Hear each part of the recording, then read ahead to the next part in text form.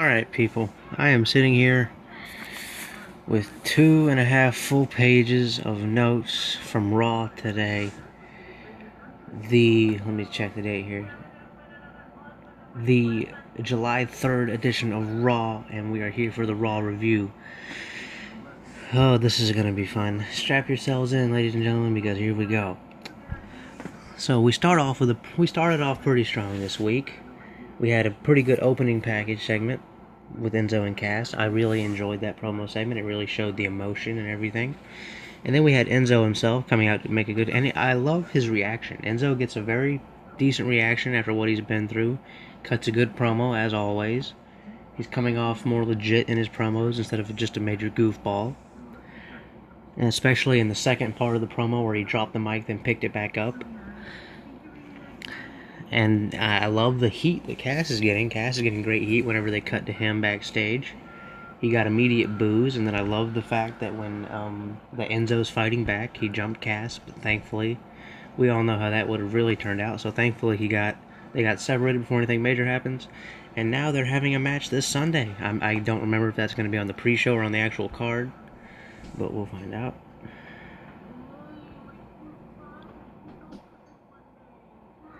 And then we had a women's tag team match. Now, this match, it was decent enough, but it disappointed me. It was Sasha and Bayley versus Alexa Bliss and Nia Jax. And it really felt like they had nothing better to do with the women. And I feel like the whole thing with Alexa promising Nia a title shot, and she never really got a proper shot, the match got ruined. I feel like Nia's eventually going to turn on Alexa for a proper title shot, and I feel like they could have used this to get this night to get some more women exposed, like Emma. Put her in a match with somebody. Emma's very underused, and Bayley was taken out by Nia in like the first 2 minutes of the match, which helps her in no way. And I noticed something interesting on commentary with Michael Cole. He called Nia Jax one of the most dominant superstars in history. And I love that. That shows just how far they've come, that the women are now accepted as superstars, and rightfully so. And it was a very, very physical match. Alexa Bliss and Sasha Banks are very physical competitors. And then we got to the finish of the match. The finish is Sasha Banks knocked Nia out of the ring, locked the bank statement in on Alexa out of nowhere, and Alexa immediately tapped out. And it made Alexa look very weak, and I feel like overall it was very pointless to make the match a tag team match. It may as well have just been one-on-one. Bayley and Nia were basically just extras. And then after that, we cut backstage to Braun Strowman and Kurt Angle. Now, I'm not gonna lie, the whole I want real competition is getting kind of old with me. I still love Braun Strowman. I just feel like that. It just feels like the same old pattern, you know.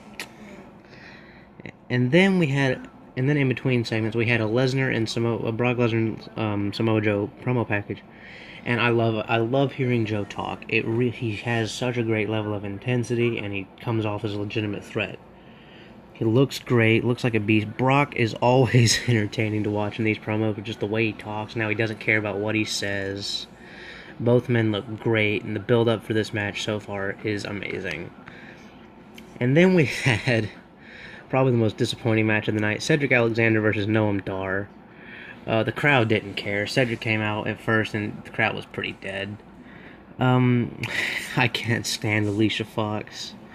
The match, I love watching Noam Dar and Cedric work. They're two great wrestlers, but it was pointless for a pointless storyline that's really going nowhere. The crowd kind of warmed up to Cedric. You know, Cedric is pretty over. The finish was meh. Alicia Fox caused a distraction, which allowed Cedric to hit his finish. And hopefully Cedric really does move on from this, because it's been more than enough time for him to move on to bigger and better things. And then we had Miz TV with just Miz and the entourage, the Miz Tourage. I should say, first of all, I hate the name Miz Tourage. I hate that name.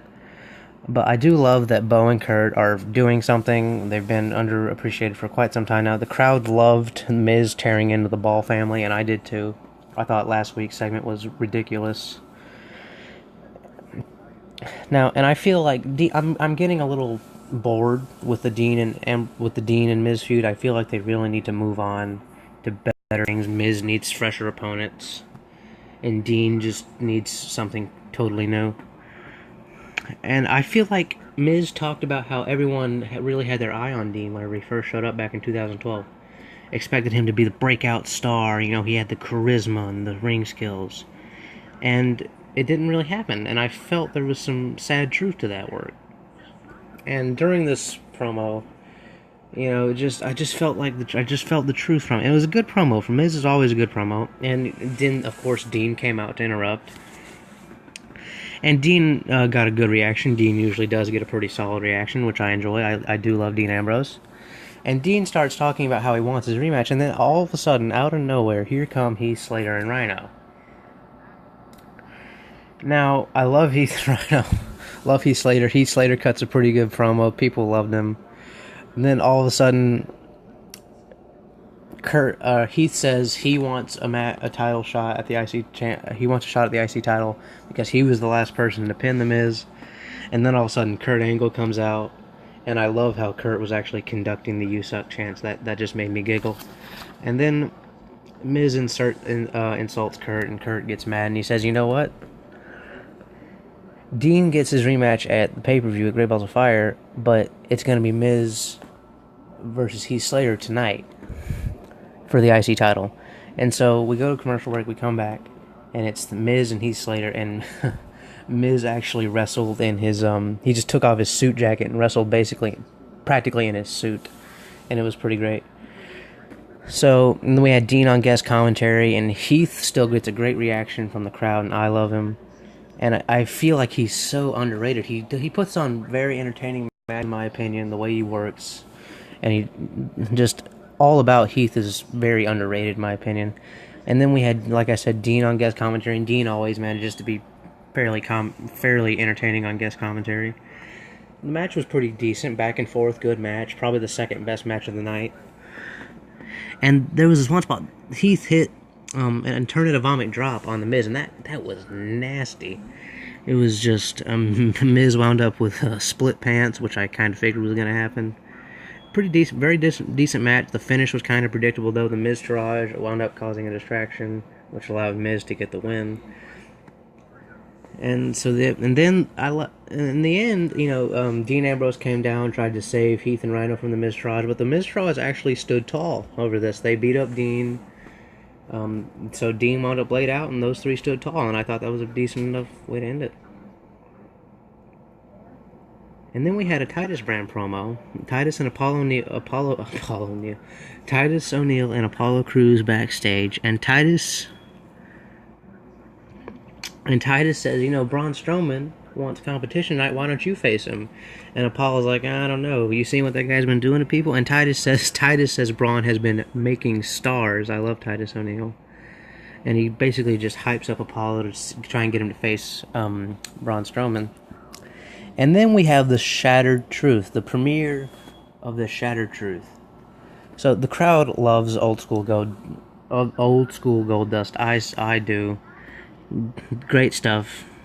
Cuts a great promo.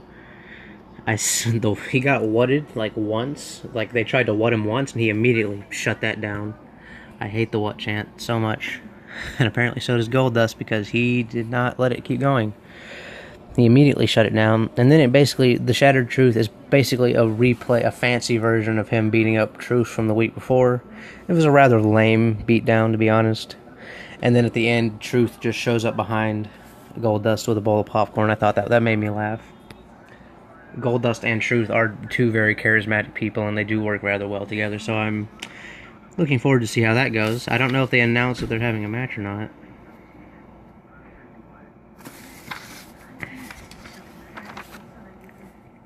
And then we had another backstage promo with Kurt and Sheamus and Cesaro. And Kurt tells Sheamus and Cesaro that there's going to be a stipulation for their title defense against the Hardys at Great Balls of Fire. And he says it's a 30-minute Iron Man match, which I think will be definitely very great. You know, Sheamus, Cesaro, and the Hardys, two greatest tag teams on Raw right now for the championships. Going to be a great match. And then Cesaro then tells Kurt Angle he wants a match with Finn Balor as to get revenge on him for the week before, in which Balor got the pin on Cesaro during the 6-man tag team match from last week. And so Kurt says, "Fine, you can have Finn Balor later on tonight." And so then we move on to Seth versus Kurt Hawkins, and just poor Kurt Hawkins. And they just at the end, Seth cut the typical bland babyface promo on Bray Wyatt, and I don't care about Seth versus Bray. I don't know if anyone does. I love Seth Rollins to death. I love them both. But just they're not doing right by either man by having them go through with this one. And then we had the sit-down split-screen interview with Joe and Brock, and for some reason Michael Cole stayed behind the commentary desk and conducted it from the commentary desk, but it didn't really matter, so that's probably why, because Joe immediately shut Cole up and immediately just started ranting at Brock Lesnar, just tearing into him, and you can tell neither man looks like they're afraid of the other. Brock Lesnar did not care. He just laughed off everything Joe said. Brock is the most heelish babyface ever, even though, Brock can never be a true babyface in my opinion, but he is in this scenario in my opinion. Joe was very intense. He's great. He gets up, says, "I'm done talking. I'm going to come looking for you." He goes for Brock. He finds the room Brock is in. He's hauled off by security, and Brock's just laughing the whole time. And then we had Neville versus Mustafa Ali. I love Neville. I love watching Ali go in the ring as well. Very hard-hitting match. Sadly, the match was nowhere near as long as it should have been. Neville won with the Rings of Saturn. I feel like it was less than 10 minutes. I'm not quite sure how long it was, but the Cruiserweights definitely deserve more time, in my opinion. And they revealed that he will be defending the title against Akira Tozawa on the kickoff show. A championship. Probably the best working champion in the company, in ring-wise, will be defending his title on the pre-show. Lovely. Way to build up the Cruiserweight division, guys. And then we have a Bray Wyatt promo, and he's in the desert for some reason, talking about the sun and how it's a harsh thing. A typical Wyatt promo, nonsense with no true meaning. Talks about how Seth will burn. I love Bray Wyatt, but he just doesn't have any real trash talk these days. Then we have an Alexa Bliss backstage interview. She talked about how she let Sasha win because it was strategy. And, good promo. I love her facial expressions. Her facial expressions make every promo she does even better. The crowd loved it. Then we had Finn Balor versus Cesaro, match of the night. Absolutely. I love Cesaro's new nickname, the Swiss Cyborg. It makes a lot more sense now that he's a heel, since, the Swiss Superman is what they always called him, even when he was a heel at first. But I love the change, the Swiss Cyborg. I love it. And we had the Hardy Boys on commentary, and, Matt was doing his thing, and Jeff, and, at first they kind of... and I love how Cole pretended not to know they were joining commentary while looking at two empty chairs, oh, we have guests, guys. I'm over Michael Cole. People give him so much hate, but I just don't care anymore. The crowd was firmly behind Finn Balor, which I loved. I love Finn Balor. And I'm never disappointed by Cesaro, by a match he puts on. Cesaro always puts on great matches. One of the best in the company, without a doubt. And, the Hardys and the commentary team, they talked about their match at Great Balls of Fire. And just how they were talking about how the Hardys have come back to cement their legacy as the greatest tag team of all time, which many consider to be true. I do. They're definitely one of the best tag teams, if not the best. And can I just say, does anyone else still worry about Cesaro when they see he tapes his shoulder? I don't know why, but little things like that always bug me. I'm like, oh my god, does his shoulder still bug? I'm sure it does, because shoulder injuries like that you don't ever recover from. I myself have torn a rotator cuff, and it still bugs me to this day. And it's been quite some time since I tore it, so you don't ever really recover from stuff like that. So, I can see why he still tapes it. Finn and Cesaro, they chopped the crap out of each other for about 2 minutes, and it was great. The match was very back and forth, very hard-hitting, great match, great pace. Elias Sampson winds up interfering, almost cost Finn the match. The Hardy Boys come in, take out Sheamus and Sampson, and Finn winds up getting the win with the coup de grace. Great match. And then we have Braun Strowman versus Apollo Crews. Strowman gets a huge pop for saying he loves hurting Reigns. Of course he does. And then he says, he wants competition, so he waits. Titus O'Neil comes out. Titus really knows how to hype people up. He put Apollo over great. I love listening to Titus O'Neil. I've grown to love him. And Braun threw a big boot in this match, and I gotta say, I don't know about his big boots. His big boots are coming up kind of dangerous. He hit Apollo square in the chest with that boot, and God, it just looked like it hurt so bad. Apollo didn't look terrible. It wasn't like a straight up squash. But yeah, Braun wound up getting the win after hitting 3 power slams. You know the thing he does where he doesn't let the ref finish the 3 count. Picks the guy back up, hits him again. He did that twice. Got the pin off the 3rd power slam. I love the power slam for Braun. It fits him pretty well. Titus wound up getting in Braun's face, but he got put down as well.